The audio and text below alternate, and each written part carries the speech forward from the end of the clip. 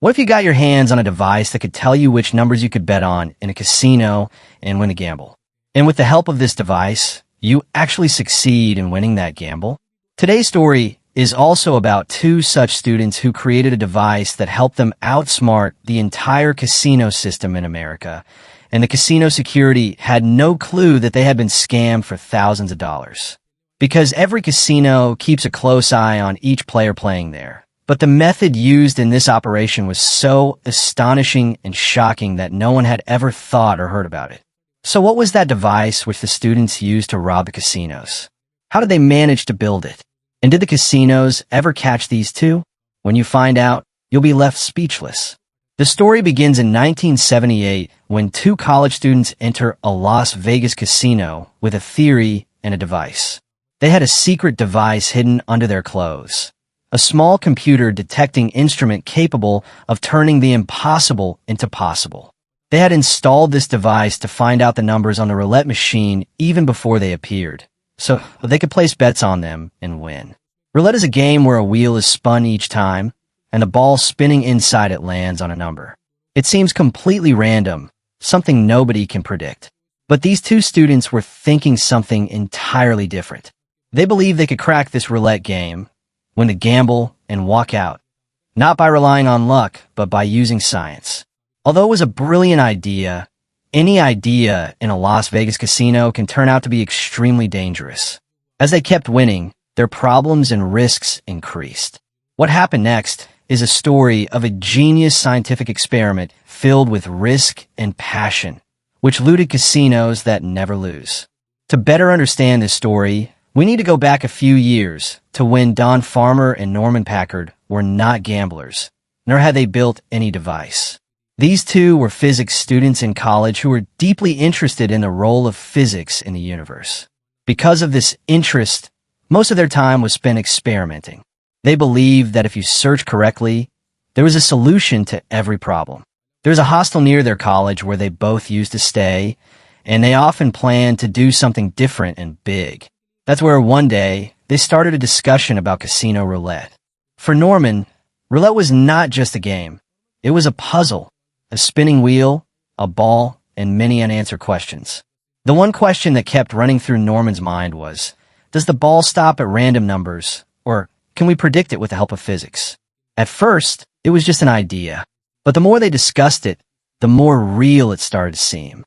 Because behind it was math and science, which could help determine the speed of the ball and the rotation of the wheel.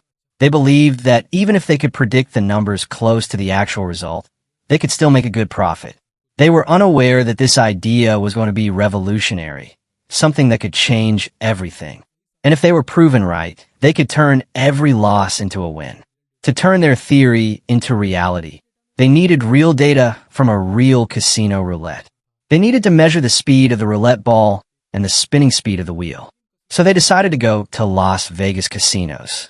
But these casinos had high-level security, which kept a sharp eye on every person who entered. That was the biggest challenge for them, collecting data right under everyone's noses without raising suspicion.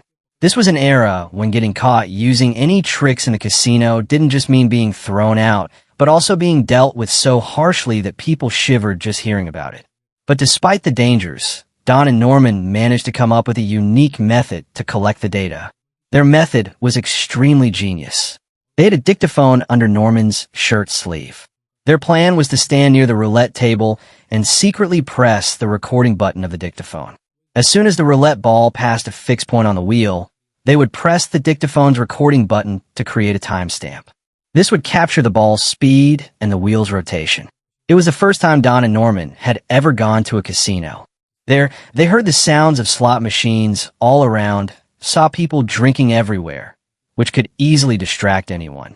But both of them were trying their best to behave like regular gamblers so that no one would suspect them. Eventually, they chose a roulette table slightly out of the security's direct view. Norman blended in with the other players and started placing small bets. As soon as the wheel began to spin, he started watching it carefully. While observing, Norman fixed his eyes on one particular mark. And as soon as the wheel passed that mark, he pressed the recording button on the dictaphone. While doing this, Norman was trembling from the inside, because the roulette wheel's dealer kept looking toward him. Many questions kept running through Norman's mind. Was the dealer seeing the device? Was the way he pressed the button giving him away? Was the dealer getting suspicious? These thoughts only increased his fear and anxiety. After spending about an hour at the table, they won some money, cashed in the coins, and left the casino. They were very careful to behave completely normally so that no one would suspect anything. Once outside, they quickly got into their car. Don immediately drove off, and they didn't breathe easy until they were back at their hostel. Once at the hostel, they began listening to the recordings from the dictaphone they had made at the roulette table. Based on these recordings, they began noting the ball's speed and the wheel's speed. The results of the recordings were far better than expected. A pattern started to emerge before them, something that was about to change the history of casino fraud. Because first they had recorded with the dictaphone and then made calculations from those recordings, but this method was taking a lot of time. That's when Norman told Don that he would make a portable computer device. Norman believed that if they could create such a small computer device that could be hidden easily, they could make more accurate recordings and calculations quickly and easily. Although it seemed nearly impossible, they were now determined not to back down at any cost. So, they started their plan from scratch. The two of them carefully stole electronic parts from their college physics lab and spent many nights soldering wires and writing code for these electronic items. Though they were working day and night to build this portable computer, but the results that were coming out weren't that perfect, and there were some flaws. However, after many days of hard work and struggle, they finally succeeded in making a portable computer. It wasn't perfect, but it was much better than before. This computer device was designed in such a way that it could be attached directly to the chest, with two wires coming out of it that could be hidden through the pants into the shoes. This device would vibrate on the chest upon receiving a signal, giving the indication of where to place the bet. And that was enough to prove their theory. Now, they needed one last thing, and that was a professional roulette wheel on which they could experiment with their portable computer. As soon as they arranged the roulette wheel, they started testing it continuously. The results that started to come before them were so accurate that they could easily figure out which number the roulette ball would stop on. And these results left Don and Norman completely astonished. Now Don and Norman began to feel that they had cracked the game format of the casinos. But there's a big difference between theory and practical, because now they had to use this theory to actually cheat the casino, which was a real challenge.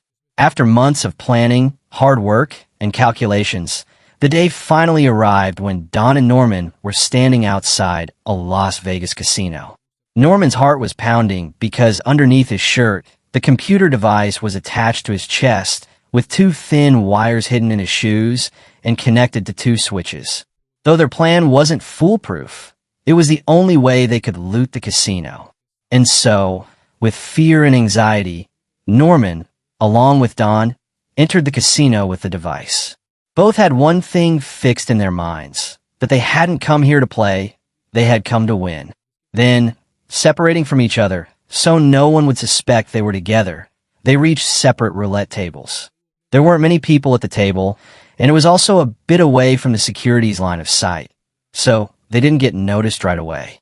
The dealers started the game, spinning the roulette wheel, and the roulette ball started spinning along with it. Norman took a deep breath and placed a small bet, starting to collect data. Every time the roulette wheel spun, he would press the switch hidden in his shoes with his toes. To detect the speed of the wheel and the ball, the switch had to be pressed twice.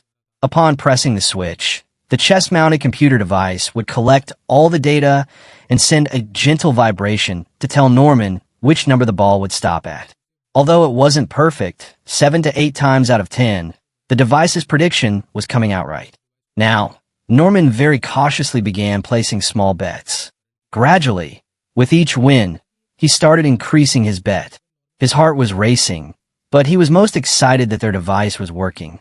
He had only been playing for a short while when something started bothering him. The sweat from his nervous body was soaking the device, and now the vibrations from the computer were starting to feel like electric shocks.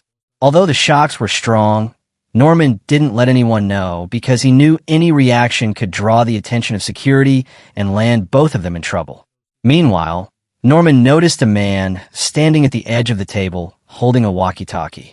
This was none other than the head of security, also known as the pit boss. As soon as Norman saw him, he lowered his eyes and started playing as if he hadn't seen anything. But the presence of the pit boss increased his fear and anxiety even more. Eventually, when the electric shocks became unbearable, Norman decided to stop playing and cash in his chips. He picked up all his winning chips and started walking toward the restroom. But just then, something happened that scared him badly. As he was heading toward the restroom, he heard footsteps approaching him, and it was none other than the pit boss following him. Norman froze in fear, and questions started spinning in his mind. Had the pit boss become suspicious? Was he caught? But just then, a message came through the pit boss's walkie-talkie, calling him to handle another problem, and he walked away. Now, instead of going to the restroom, Norman headed to the cash counter and cashed out all his chips. He walked out of the casino, where Don was already waiting for him. Once outside, both of them took a sigh of relief, and the greatest joy was that their device had worked. They went off to celebrate. They both knew this was just the beginning, and they had come here to make a lot of money. But for that, they would need more players and more devices to take this scheme to the next level. This one also proved that even the mechanics of the roulette wheel could be cracked using physics. But if they wanted to earn huge wealth from this invention, they would need a team. Now, Norman and Don began looking for people who could help them with this fraud, but they wanted people they could trust who could also carry out the plan cleverly and cleanly. After many nights of discussion and planning, they included a group of their own classmates in the plan. They told everyone to learn the operation properly, follow the rules while playing, and promised to give them their share. Now, Norman started training every member of the gang. He taught them how to operate the computer devices, how to press the switch with their toes, and how to understand the vibration signals. Meanwhile, Don took charge of the second department of training, where he taught everyone how to blend into the crowd and play without drawing attention. To make the plan flawless, they practiced for many weeks, sometimes in casinos, sometimes on the setups they had built for practice. During this practice, they analyzed and fixed every flaw in the device and their own behavior. They didn't want to leave any loopholes, because they knew that even a small mistake could ruin their lives. At the same time, Norman started working on improving the computer device even further. The device was a bit heavy, the wires were quite thin, and the buzzers were starting to give electric shocks due to sweat. So Norman began fixing each of these issues one by one. After months of training and preparation, they had a much better device, and now they had a total of 16 people divided into two groups. Half of them would collect the data, while the other half would place bets based on their signals. The reason behind this strategy was that even if the person placing the bets was suspected by security and searched, they wouldn't find anything. Now, their team was fully ready, and in the coming weeks, they were going to target several casinos in Las Vegas. All of this was to be done in separate groups so that no one suspected them. They focused the most on making their wins look like sheer luck, so no one could even guess they were pulling off a con. They divided the team into pairs of two, and then, on one August night, each pair reached different casinos to execute their fraud. Once at the roulette tables, everyone began following their training. One person carefully pressed the hidden switch inside his shoe, which helped the chest-mounted computer device track the speed of the roulette ball and wheel and send a signal. Then that person passed the signal to their partner standing nearby, who would place the bet. While placing bets, team members smiled and casually chatted with the people around them, so their behavior would look normal and no one would suspect them. Eventually, all their months of practice and hard work paid off. That night, they succeeded in winning thousands of dollars from various casinos. In some places, they turned $100 into $11,000 in just 1 hour. Although they kept winning, the risk was increasing with every win, and later on, this risk would land them in trouble. That night, all team members gathered at a hotel to tally how much money they had won. Altogether, the team had won $12,000. Although the amount wasn't huge, it proved one thing. Their system worked. He is working, but at the same time, a problem has also arisen in front of him. During the execution of this fraud operation, the computer device's skin got burned, and this was the issue they couldn't fully resolve. Nevertheless, they all celebrate their victory and distribute the money among themselves. However, a question lingers in everyone's mind. They have already robbed the casino once, but will they be able to do it again without drawing anyone's attention? Because they had proven their theory correct and successfully robbed the casino, their confidence had grown immensely, and now they were getting addicted to it. And this very habit was going to cost them dearly in the future. Meanwhile, the casino's security teams had also started suspecting them. They noticed that these players were betting on random numbers and winning every time, which began revealing a pattern to them. One night, Don, along with a team member, targets a casino. The two of them easily use their system to win one bet after another. But then, a pit boss guard starts circling their table. At first, he just stands quietly near their table with his arms folded, watching them. However, Don realizes that the casino has become suspicious of him, and anything could happen at any moment. Don signals his partner to cash out. But as soon as they get up from the table, the pit boss approaches them and says, "What's the hurry? Can I ask you a few questions?" Hearing this, Don shivers internally but keeps a straight face, smiling, and replies, "Sure, you can ask whatever you want." The pit boss tells Don that it's just a routine inquiry they conduct to get to know their customers and asks him to follow him. The pit boss takes Don to the back office of the casino, where a series of questions begins. The first question the pit boss asks is where he is from and how long he has been in Las Vegas. Just as Don is about to answer, the pit boss says, "You have incredible luck. What's the secret behind your continuous wins?" This question makes Don nervous, but he composes himself and tells the pit boss that it's just beginner's luck.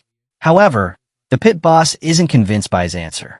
Don starts feeling that if the pit boss checks him, the computer device attached to his chest will be discovered, and their game will be over. But then, luck favors Don. During this interrogation, there's a knock on the door, and another security guard tells the pit boss that there's a major problem in the casino, and he needs to come with him.